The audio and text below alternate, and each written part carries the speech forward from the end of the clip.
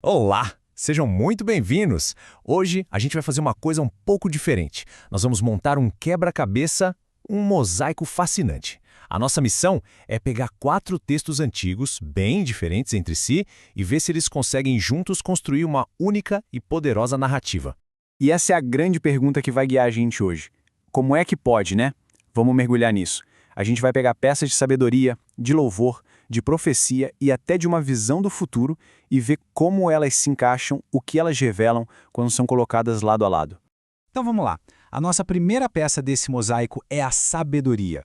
Pensa nela como uma base, sabe? O alicerce de uma vida que é construída com propósito, com integridade. Em seguida, por cima dessa base sólida, a gente coloca uma camada de pura expressão.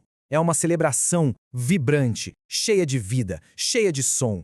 A partir daqui, a história dá uma guinada, ela se intensifica. A gente adiciona uma peça que representa a prova, sabe? Um momento de teste, que pode definir o destino de toda a jornada que a gente está traçando.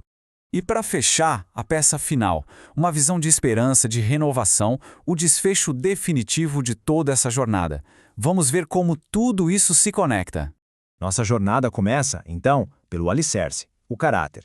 E a nossa fonte para isso vai ser o livro de Provérbios, que é quase um manual para construir uma vida de força interior.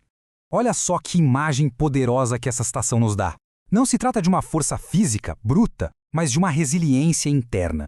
Uma força tão profunda que permite encarar o que vem pela frente não com medo, mas com um sorriso de confiança.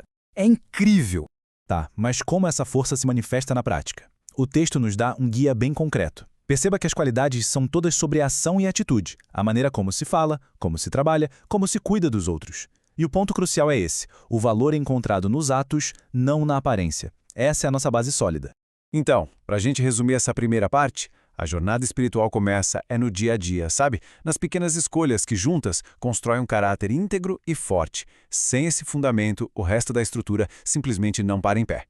Com a nossa base sólida e estabelecida, vamos para a próxima etapa, a expressão. Se Provérbios nos deu a força que vem de dentro, o Salmo 150 é a explosão dessa força para o mundo, em forma de celebração e gratidão. Esse versículo é a chave, porque ele define o motivo desse louvor todo. Não é um sentimento vago, aleatório. É uma resposta direta à grandeza, aos atos de poder. É o reconhecimento se transformando em som e em movimento. E essa lista ilustra de forma brilhante a natureza total desse louvor. Ele começa com instrumentos, vai crescendo com dança e no final envolve absolutamente tudo, até o último fôlego de vida. É como uma sinfonia que só aumenta, um crescendo que convida toda a criação a participar dessa festa. E agora, agora a narrativa muda drasticamente. Da celebração, a gente entra no momento de prova.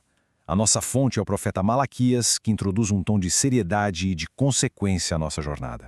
Essa citação é muito forte. O fogo do ourives, ele não serve para destruir, ele serve para purificar. Ele queima as impurezas para que só o metal precioso permaneça. Essa imagem define a provação não como um castigo, mas como um processo de refino, um processo necessário.